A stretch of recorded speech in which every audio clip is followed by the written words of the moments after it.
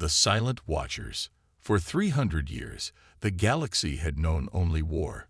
The Zephyrian Empire, with their crystal-powered warships and telepathic commanders, battled endlessly against the Nexus Coalition, whose mechanical armies and plasma weapons had turned entire star systems into graveyards. Every inhabited world lived in fear, knowing that tomorrow they might become another casualty in this never-ending conflict. The war had consumed thousands of planets. Ancient civilizations were reduced to ash and memory. Neutral worlds paid heavy tributes to both sides, hoping to avoid destruction. Trade routes became battlefields, and peaceful species learned to hide in the dark corners of space, praying they would never be noticed by either faction. In the heart of Zephyrian space, Admiral Vextar stood before a massive holographic display showing the current state of the war. His pale blue skin gleamed under the crystal lights of his command ship, and his large, dark eyes reflected centuries of battle fatigue. The Zephyrians were losing ground, and he knew it. Their telepathic abilities, once a decisive advantage, had been countered by the Coalition's psychic dampening fields. Meanwhile, across the galaxy in Coalition territory, Overlord Kryn reviewed similar reports with growing frustration. His mechanical implants whirred softly as he processed data streams directly into his cybernetic brain. The Coalition's superior technology should have won this war decades ago, but the Zephyrians kept adapting, kept finding new ways to survive and fight back. Both commanders were desperate for an advantage, any advantage that could tip the scales in their favor. That advantage came from an unexpected source. Their exploration fleets discovered something remarkable. Hidden in a quiet spiral arm of the galaxy, orbiting a small yellow star, was a blue and green world teeming with life. Initial scans showed a primitive civilization that had barely begun to explore their own solar system. The planet was called Earth by its inhabitants, and both the Zephyrians and the Coalition saw the same opportunity. Here was a world rich in resources, populated by beings who could be easily conquered and enslaved. Better yet, Earth sat at a strategic position that could serve as a perfect staging ground for attacks against their enemies. Admiral Vextar was the first to act. He selected 3 scout ships and sent them toward Earth with simple orders: assess the planet's defenses, identify key population centers, and prepare for occupation. The mission seemed routine, almost boring compared to the massive fleet battles they were used to fighting. On Earth, however, things were not as simple as they appeared. In an underground facility buried deep beneath the Rocky Mountains, Commander Sarah Chen monitored screens showing objects approaching from deep space. She was a small woman with sharp eyes and graying hair, someone who had spent her entire career preparing for a day she hoped would never come. Sarah had been in charge of Earth's strategic defense coordination for 15 years. Most people didn't even know her organization existed. While the world above went about their daily lives, her team watched the stars, listened to radio signals from across the galaxy, and slowly pieced together the truth about what was happening out there. They knew about the war. They knew about the 2 great powers tearing the galaxy apart, and they had been preparing. 3 contacts, approaching from Vector 77 Alpha, reported Lieutenant Torres from his station. They're decelerating and moving into scanning formation. Sarah nodded calmly. Activate Protocol Omega. Send the signal to all stations. It's time. Across Earth, hidden facilities came online. Satellites that looked like space junk suddenly powered up. Defensive stations disguised as research centers activated weapons that had been built in secret over decades. The planet that seemed so primitive and helpless was about to show its true face. The Zephyrian scouts began their standard scanning procedures, expecting to catalog a defenseless world. Instead, their instruments were jammed by signals they couldn't trace. Their communications were disrupted by interference patterns that seemed to predict their every transmission frequency. When they tried to scan the planet's surface, they found their sensors reflected back at them, showing them only what Earth wanted them to see. Admiral Vextar grew concerned when his scouts failed to report on schedule. He sent additional ships, and then more when those also went silent. Within hours, an entire squadron of Zephyrian vessels had simply vanished without sending a single distress signal. At the same time, Overlord Kryn's coalition forces were experiencing similar problems. Their mechanical scouts, supposedly immune to biological trickery, were being systematically neutralized by defensive systems they couldn't detect or understand. Ships equipped with the most advanced AI systems in the galaxy were outmaneuvered by an enemy they couldn't even see. Dr. Marcus Webb, Earth's head of Advanced Research Division, stood in his laboratory watching feeds from various defense satellites. He was a tall, thin man with wild gray hair and eyes that sparkled with curiosity even in the face of potential invasion. For 30 years, he had been developing technologies that combined human creativity with careful observation of alien tactics learned from intercepted communications. The Zephyrians rely too heavily on their telepathic coordination, he explained to his team. Disrupt their mental links, and their formations fall apart. The Coalition thinks their AI can predict every possible scenario, but artificial intelligence has limitations. Human unpredictability is something their computers simply cannot calculate. The first real test came when both alien factions decided to commit larger forces to the Earth problem. Admiral Vextar assembled a battle group of 20 warships, while Overlord Kryn sent a similar force. Both were convinced that overwhelming firepower would solve whatever strange defensive measures this primitive world had developed. Commander Sarah Chen watched the approaching fleets from her command center. Around her, hundreds of technicians and officers worked at stations controlling Earth's hidden defenses. These weren't the young, eager soldiers often seen in movies, but experienced professionals who had trained for years for this exact moment. Engagement range in 30 minutes, reported Colonel Martinez, her second in command. Both fleets are maintaining formation. They don't know about each other yet. Sarah smiled grimly. Let's introduce them. Activate the mirror protocol. High above Earth, disguised satellites began broadcasting false sensor readings. The Zephyrian fleet suddenly detected what appeared to be a massive coalition force approaching from their blind spot, while the coalition ships saw sensor ghosts indicating a Zephyrian ambush forming behind them. Both fleets immediately changed course and began attacking each other, convinced they were under assault by their greatest enemy. The battle was fierce and brief. Crystal weapons met plasma cannons in the space above Earth's moon. Ships exploded in brilliant flashes of light, while their crews never realized they were fighting because of human deception. When the shooting stopped, both fleets had been reduced to scattered debris and a handful of damaged survivors. But the real shock came when those survivors tried to escape. As they limped away from the battle zone, Earth's actual defenses revealed themselves. Weapons platforms that had been invisible suddenly appeared, not to destroy the retreating ships, but to disable them with surgical precision. Crews found themselves stranded but alive, their vessels powerless but intact. Dr. Webb's voice came over the communication channels, speaking in perfect Zephyrian and Coalition languages. This is Earth. You came here expecting to find victims. Instead, you found something you didn't expect. A species that has been watching, learning, and preparing. Your ships will be returned to you undamaged, along with your crews. Take a message back to your leaders. Earth is not interested in your war, but we will defend ourselves if necessary. Choose your next actions carefully. The message that reached both the Zephyrian Empire and the Nexus Coalition sent shockwaves through their leadership. A primitive world had not only defended itself against their forces, but had turned their fleets against each other with casual ease. The humans had demonstrated capabilities that neither faction fully understood, and they had done it without killing a single alien soldier unnecessarily. Admiral Vextar found himself facing questions from the Zephyrian High Council that he couldn't answer. How had humans learned their languages? How had they known exactly how to disrupt telepathic communications?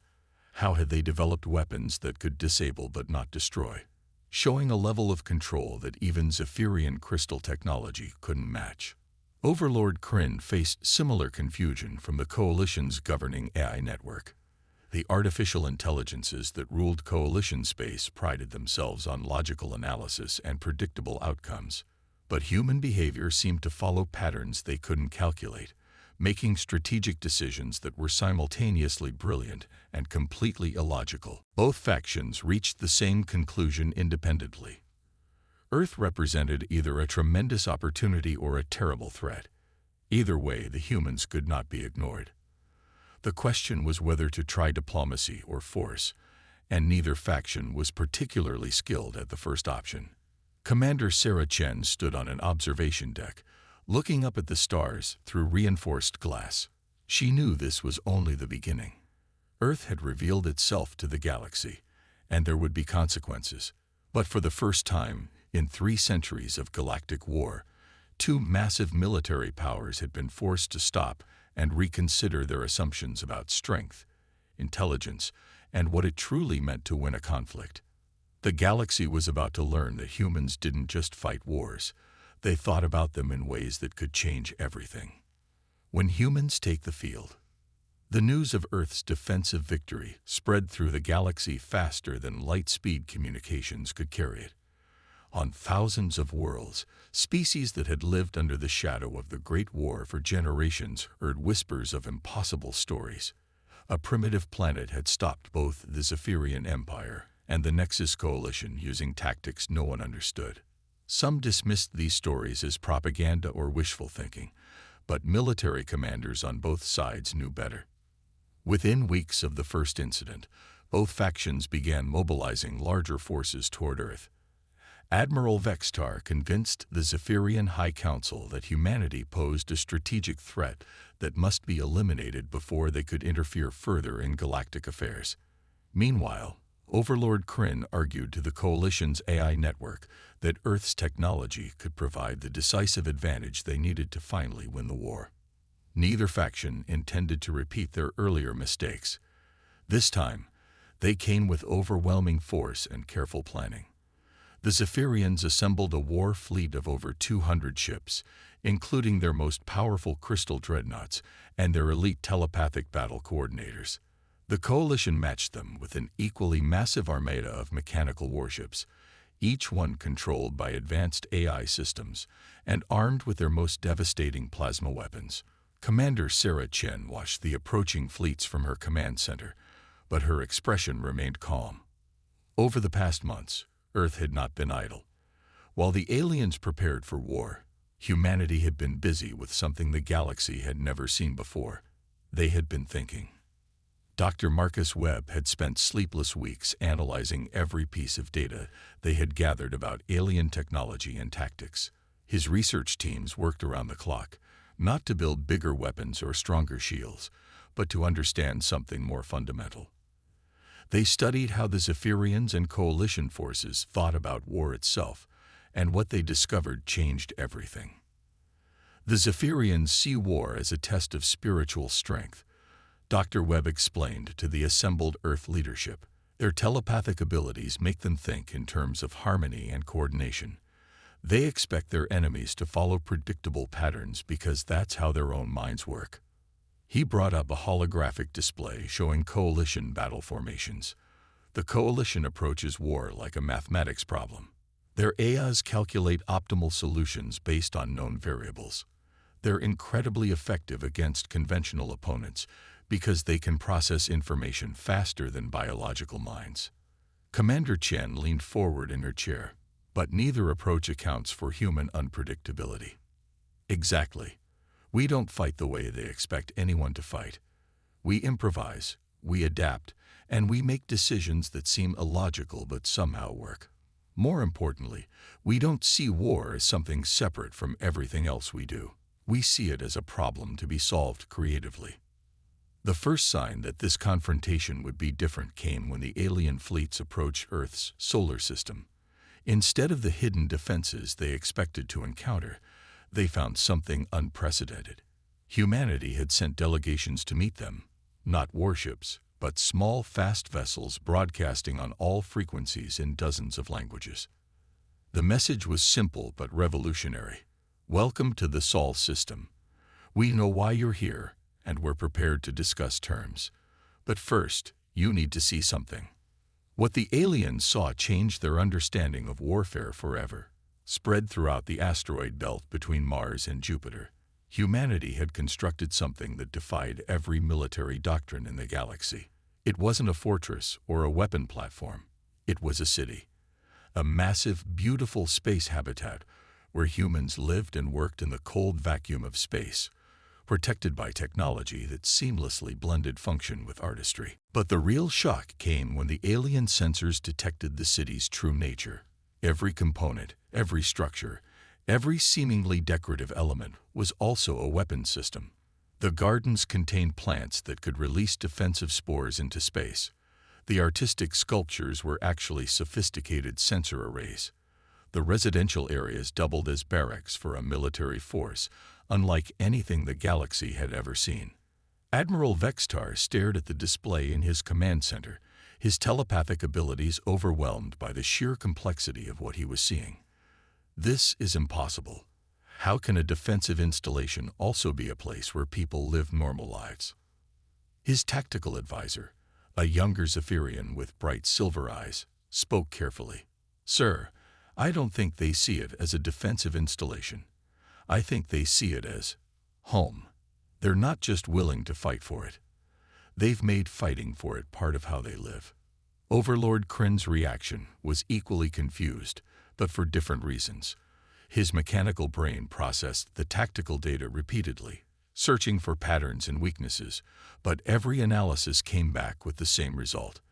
The human installation was simultaneously perfect for defense and completely unsuitable for traditional military doctrine. "The inefficiency is staggering," he reported to the Coalition I network. "They've integrated civilian and military functions in ways that should create massive vulnerabilities. Yet our tactical simulations cannot identify a single weakness we can exploit." The response from the AI network was immediate and disturbing. "Recommend immediate withdrawal. Human tactical thinking does not conform to known strategic models. Probability of successful engagement, undefined." But retreat was not an option for either faction. Too much was at stake, and their reputations couldn't survive backing down from a single primitive world twice. Both fleets moved into attack formation, preparing to overwhelm the human space city with pure firepower. That's when humanity revealed the true depth of their preparation. The city didn't just defend itself, it came apart. In a display of engineering that left both alien fleets stunned, the massive habitat separated into thousands of smaller components, each one capable of independent movement and combat. What had appeared to be a single target became a swarm of coordinated defenders that moved through space like a living organism. The battle that followed entered galactic military history as the most confusing engagement ever recorded. The human defenders didn't follow any recognizable combat pattern. Instead of forming battle lines or executing traditional maneuvers, they seemed to dance through space, always appearing exactly where the enemy didn't expect them to be. Individual human ships were smaller and less heavily armed than their alien counterparts, but they worked together in ways that seemed almost supernatural. Groups of human vessels would combine their weapons to create devastating focused attacks, then separate and scatter before the enemy could respond. Others would sacrifice their firepower to boost their allies' shields or speed, creating temporary advantages that shifted constantly throughout the battle. Dr. Webb observed the engagement from the Space City's command center, which continued to function even as parts of the habitat fought around it. "They're trying to fight us like we're another version of themselves," he explained to his staff. "The Zephyrians keep expecting us to maintain formation so they can coordinate telepathic attacks. The Coalition keeps trying to predict our next move based on tactical optimization. But we're not trying to optimize anything. We're just trying to win." The turning point came when both alien fleets realized they were losing not because their weapons were inadequate, but because they couldn't understand their opponent well enough to fight effectively. Human tactics seemed random, but they were actually based on a deep understanding of how the aliens thought and fought. Commander Chen's voice cut through the chaos of battle as she spoke to her fleet commanders. "Execute Protocol Friendship." What happened next shocked the galaxy. Instead of pressing their advantage, The human forces suddenly stopped attacking. Ships that had been locked in deadly combat moments before began broadcasting medical assistance offers to damaged alien vessels. Human rescue craft moved through the battlefield, helping stranded enemy crews regardless of which faction they belonged to. The message that accompanied these actions was broadcast on all frequencies. This war has lasted 300 years, and it has solved nothing. You came here to conquer Earth, but Earth doesn't want to be conquered, and we don't want to conquer you either. We want something different. We want this war to end. Admiral Vextar found himself facing a choice no military academy had prepared him for. His fleet was still capable of fighting, but the humans had demonstrated they could defend themselves while simultaneously offering aid to his wounded soldiers. The tactical situation made no sense according to everything he had been taught about warfare. Overlord Kryn faced a similar dilemma. His AI advisors kept calculating attack probabilities, but they couldn't factor in the psychological impact of an enemy who fought fiercely when threatened, but offered mercy the moment the threat was neutralized. The breakthrough came when smaller species throughout the galaxy learned about the battle. Worlds that had been ground down by centuries of war, species that had been forced to choose sides or face extinction, suddenly saw a third option. Humanity offered something neither the Zephyrians nor the Coalition had ever provided: the possibility that conflict could end without anyone being completely destroyed. Within months, representatives from dozens of minor species arrived at Earth requesting alliance. They didn't want to join another military empire. They wanted to be part of whatever humanity was building. They brought with them stories of innovation, culture, and cooperation that had been suppressed during the Long War. Dr. Webb found himself coordinating with alien scientists whose ideas had been rejected by their own societies for being too peaceful or impractical. Artists arrived from worlds where creativity had been subordinated to military needs for generations. Engineers came seeking to build things that served life rather than death. The space city that had started as Earth's defense became the nucleus of something unprecedented in galactic history. A multi-species civilization built around the radical idea that different peoples could work together without one group dominating the others. The Zephyrian Empire and Nexus Coalition found themselves facing a new kind of challenge. They could continue their war, but increasing numbers of their own citizens were defecting to join the growing alliance around Earth. The humans hadn't conquered anyone, but they were winning hearts and minds simply by demonstrating that there were alternatives to endless conflict. Commander Sarah Chen stood once again on her observation deck, but now she looked out at a view that would have been impossible to imagine just a year before. Human ships worked alongside Zephyrian crystal vessels and Coalition mechanical craft, all cooperating on projects that benefited everyone involved. The war that had raged for 3 centuries hadn't ended with victory or defeat. It had been transformed into something entirely new. The galaxy had learned that when humans took the field, they didn't just change the outcome of battles. They changed what it meant to fight in the first place.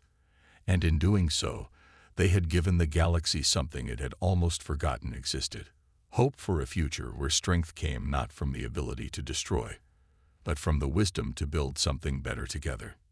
The age of endless war was ending, not because one side had finally won, but because humanity had shown everyone a different way to think about winning itself.